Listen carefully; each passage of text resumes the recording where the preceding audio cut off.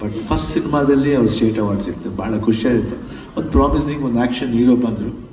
ಅದಾದಮೇಲೆ ಅವ್ರದ್ದೇ ಆದ ಒಂದು ಇದರಲ್ಲಿ ನೆಕ್ಸ್ಟ್ ಡೈರೆಕ್ಷನ್ಗೆ ಎಂಟ್ರ್ ಆದರು. ಡೈರೆಕ್ಷನಲ್ಲಿ ಫಸ್ಟ್ ಫಿಲ್ಮ್ ಸಲಗ, ಆ ಸಿನಿಮಾದಲ್ಲಿ ನಾನು ಅಪ್ಪು ಇಬ್ಬರು ಇತ್ತು.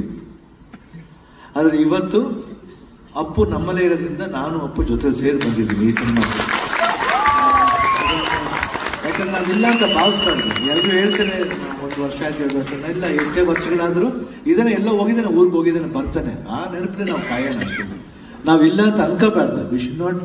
ನಾವು ನಮ್ಮ ನೆನಪನ್ನ, ನಮ್ಮ ಒಂದೇನಂತೀವಿ ಒಂದು ಅನುಭವಗಳನ್ನ ಯಾವಾಗಲೂ ಅವನ ಜೊತೆ ನಾವು ಕರ್ಕೊಂಡು ಹೋಗ್ಬೇಕೆ ಹೊರತು ಇಲ್ಲ ಅಂತ ನಾವು ಭಾವಿಸ್ಬಾರ್ದು. ಯಾವಾಗ ಈಸ್ ದೇ ವಿತ್ ಅಸ್. ಇವತ್ತು ಇಲ್ಲಿದ್ದಾರೆ, ಅವರು ಇಲ್ಲಿದ್ದಾರೆ, ಈ ಫಂಕ್ಷನ್ ಬಂದಿದ್ದಾರೆ. ನಾವು ಹೆಂಗೆ ಸಲಗಾಗಿ ಬಂದಿದ್ವು ಅದೇ ರೀತಿ ಭೀಮಾಗೂ ಅಪ್ಪು ಆಶೀರ್ವಾದ ಇದೆ, ನಮ್ಮ ಆಶೀರ್ವಾದ ಇದೆ, ಇಡೀ ಕನ್ನಡ ಜನರ ಆಶೀರ್ವಾದ ಇದೆ.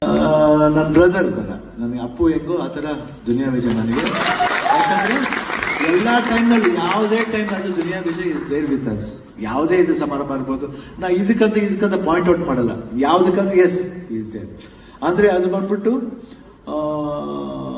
ಯಾವ ಥರವಾದ ಒಂದು ಕಾರ್ಯ ಇರ್ಬೋದು, ಅದಕ್ಕೆ ದುನಿಯಾ ವಿಜಯ್ ಯಾವಾಗಲೂ ಬಂದಿದ್ದಾರೆ. ನಾವು ಅಷ್ಟೇ ಬರ್ತಾ ಇರ್ತೀವಿ, ಅದೊಂದು ಪ್ರೀತಿ ವಿಶ್ವಾಸ ಇಟ್ಕೊಂಡಿರ್ತೀವಿ. ಇವಾಗ ಅಷ್ಟೇ ವಿಜಯ್, ನೆಕ್ಸ್ಟ್ ಯಾವುದೇ ಮಾಡಿದ್ರು ನಾವು ಅದೇ ರೀತಿಯು ನಿಮ್ಮ ಒಂದು ಸಪೋರ್ಟ್ಗೆ ಇರ್ತೀವಿ. ಅಫ್ಕೋರ್ಸ್ ನಮ್ಮ ಸಪೋರ್ಟ್ ಇದೆ, ಜನರ ಸಪೋರ್ಟ್ ಇದೆ.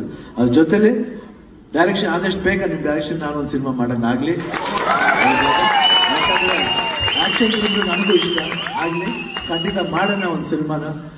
Krishna all the best, Jagadishwar all the best. ಈ ಪಿಕ್ಚರ್ ಒಳ್ಳೆ ಯಶಸ್ಸು ಕಾಣಲಿ ಅಂತ ನಾನು ದೇವರಲ್ಲಿ ಪ್ರಾರ್ಥನೆ ಮಾಡಿ, ಇಡೀ ಭೀಮಾ ಚಿತ್ರತಂಡಕ್ಕೆ ನನ್ನ ವಂದನೆಗಳು ಹಾಗೂ ಶುಭಾಶಯಗಳು. All the best.